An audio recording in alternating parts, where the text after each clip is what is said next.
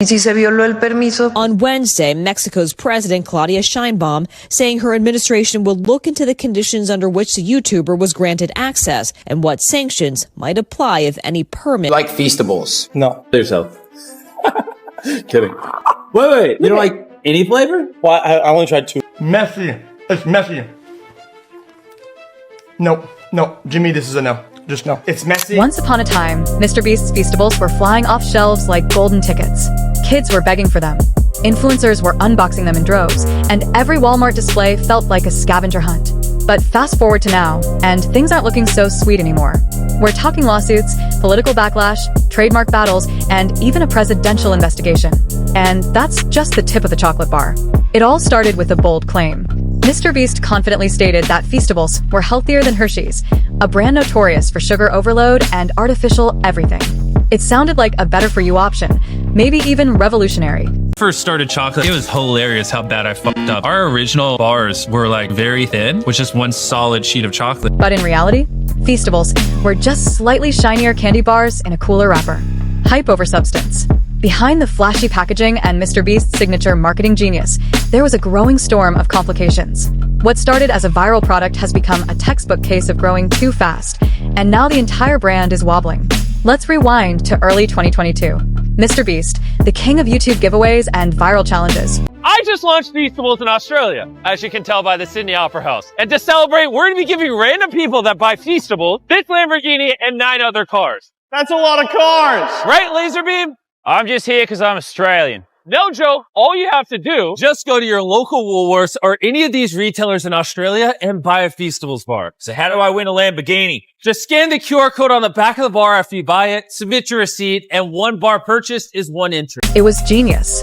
A literal golden ticket moment for Gen Z. Stores couldn't keep them in stock. Walmart shelves were cleared in hours. Parents bought them by the case. YouTubers filmed Feastables hauls, and TikTok was overflowing with unboxings and giveaway entries. By mid-2023, Feastables had raked in over $250 million, even more than MrBeast made on YouTube that year. The brand was in over 7,000 stores across the US, UK, and Australia. And for a while, it looked unstoppable. But cracks started to show. The first controversy hit when MrBeast posted a now infamous tweet. He shared a messy Walmart shelf and asked fans to clean it up. Thank you, but chat. First impression, chat. It's a little bit bulky. And usually when it's that big, I like when it's soft like this. Messy. It's messy. No. Jimmy, this is a no. Just no. It's messy. Promising $5,000 for photos of tidy displays. Sounds harmless, right? Wrong. Critics were quick to call it exploitative, turning fans, many of them kids, into unpaid retail workers. It looked like a multi-millionaire crowdsourcing janitorial work for clout. Suddenly, that clean aesthetic wasn't so clean after all. Then came the darker accusations. In mid-2024, rumors began to circulate that Feastables cocoa supply might be connected to farms involved in child labor. A viral tweet reignited conversations about Big Chocolate's dirty secret, underpaid workers and kids harvesting cocoa in West Africa.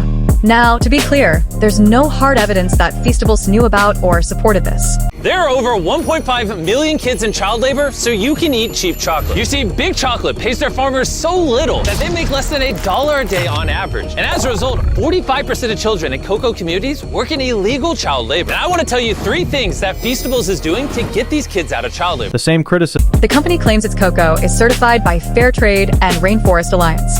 But the internet doesn't care about nuance. Once the headlines roll in, the damage is done. And for a brand that marketed itself as ethical and kid-friendly, the optics were brutal. And just when it couldn't get messier, it did. In 2024, MrBeast filmed a Feastables promo inside ancient Mayan ruins in Mexico without the proper permits. The backlash was swift.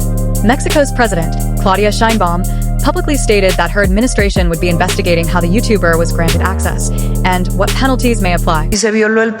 On Wednesday, Mexico's President Claudia Sheinbaum saying her administration will look into the conditions under which the YouTuber was granted access and what sanctions might apply if any permit was violated. Mexico's president in your piece saying that they will look into the conditions under which MrBeast was granted access. That's right. Feastables wasn't just trending on TikTok anymore. It was making international news. Not for innovation, not for impact, but for disrespecting cultural heritage.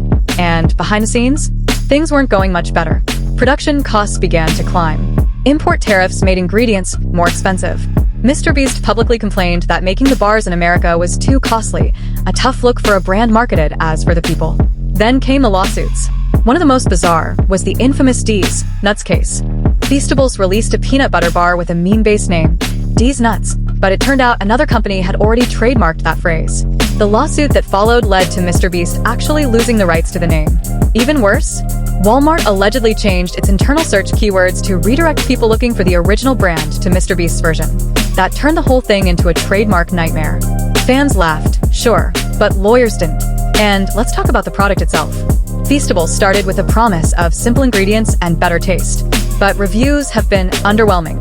People describe the bars as chalky, dry, and not worth the $3 price tag. Without the giveaways and YouTube tie-ins, many say there's no real reason to keep buying them. And the giveaways? They've slowed down. MrBeast has dozens of projects now, restaurants, apps, his main YouTube channel, his philanthropy. MrBeast legally lost the rights to D's Nuts because of D's Nuts. His lawyers made some questionable decisions, and he wouldn't have lost the case if he would have called Dis Nut. Walmart played a huge part in getting MrBeast sued. Their coders changed the keywords on Walmart's website to redirect searches for flavored nut company D's Nuts to MrBeast D's Nuts. Feastables feels more like a side hustle these days. And when the YouTuber steps back, so does the momentum. Even the employees have hinted at disorganization, missed restocks, rushed deals, and a scramble to meet demand without sacrificing quality. As one insider put it, we grew too fast and didn't build the foundation. And that's the core of Feastables' problem. Feastables. No. Yourself. Kidding. Wait. You don't like any flavor? Well, I only tried two. It wasn't built on chocolate. It was built on hype. Fans didn't buy bars because they loved the taste. They bought for the chance to win a Tesla or get featured in a video. Once that dopamine hit faded, so did the interest. And let's be real, the teen fans who devoured Feastables in 2022, they're older now, in college, working jobs, not scanning candy bar QR codes. The audience moved on, and the brand didn't evolve fast enough to keep up. Feastables will still sell. It's still in stores. It's still profitable. When I first started chocolate, it was hilarious how bad I fucked up. Our original bars were like very thin, with just one solid sheet of chocolate. My original chocolate box, this was sitting on a shelf. When you grab this one, these would all slide forward and then they would fall out of the box. So I put hidden GoPros in a bunch of random Walmarts just to see why are they breaking so much. There's so many shots of like a mom grabbing a bar and then she'd be looking at it literally like this and then you just see the box just go. But that original magic, the instant sellouts, the viral chaos, the feeling that something big was happening, that's gone. Feastables isn't dead, but it's definitely cooled off. MrBeast proved that a YouTuber can launch a real consumer brand from scratch. But he also proved that viral energy can only carry you so far. At some point, you need a product people want, not just once, but again and again. And when the novelty fades, when the hype burns out, all that's left is the chocolate. And unfortunately for MrBeast, his chocolate just isn't that good.